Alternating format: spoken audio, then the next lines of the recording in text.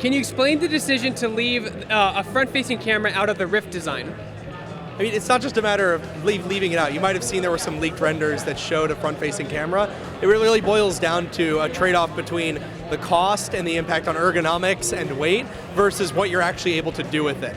And technology just isn't at the point right now where you can do good augmented reality or good pass-through in any kind of reliable sense. So, it's something we're excited about for the future, but I don't think right now that the cost and ergonomics and weight challenges would have justified putting the technology we can get in right now. Now that the Rift has launched, how much focus is shifting to creating first-party content for the device versus planning future iterations of the hardware? There's never been a change. I mean, they're very separate. The people who work on next-generation hardware are very separate from the teams that work on developing content. We've been funding content for years. We've been creating content for years. We've been working with our first-party studios, second-party partners, and just third parties who are building stuff. That hasn't really changed because, yes, we're close to launch, but we want to make sure that whole pipeline going forward is filled too. You don't just want to launch and then have nothing in the pipe. When we have a really good launch lineup and a really good kind of track through the rest of the year. You have a favorite VR experience that'll be available at launch? I do, but I can't play favorites. Sorry. There's a lot of good stuff.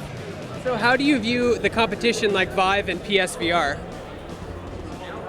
What do you want to know? The more the merrier, I guess, right? I mean, look, if we were the only people in this industry, that'd probably be a scary indicator because it would mean that other people didn't see what we're seeing. And the fact that there's other people jumping into the VR space shows that VR is something that people believe in. Once they try it, they believe in it. And there's a lot of people from companies from teeny tiny one-man teams all the way up to big multi-hundred-billion-dollar corporations believe that VR is going to be the next major computing platform. How do you feel about the progress of the pre-orders so far? Very good. We've exceeded all our estimates and we're sold out for many months. So take us through an average day what it's like to work for Oculus. There is no really average day. It really depends on the day and what's going on. Like, an average day is not me being at this Microsoft event, but here I am all day today. Probably the most important question is, are you enjoying your Tesla? Yes. How could you not? It's probably the best car that's ever been made. So what was your reaction to the media's response to the price of the Rift? What was my reaction to their reaction? Were they blown out of proportion, or I mean, I don't want to say it was blown out of proportion because everyone's interpretation is valid, but at the end of the day, we're building a really good product. We've talked about the fact that we're not making any money off the hardware. It costs a lot of money to make a really high-end VR headset, and for those $600, you're getting a lot more than you get spending it on a phone or on a TV. I mean, you're getting multiple OLED displays, a high-precision tracking system, a lot of really fancy and robust and precise mechanicals, really high-end optics that rival the complexity of many DSLR lenses. You're getting a lot of stuff for that $600. When you buy a phone for $600, you're not getting nearly as much stuff for that $600. So, over time, cost is going to go down, quality is going to go up. The good news is that there's a lot of different people in the market, including people like Samsung with Gear VR that are really serving the lower end of the market. I think that we're doing the right thing by releasing a product that really pushes VR as far as possible and makes a really incredible experience. Will there ever be Mac support for the Rift?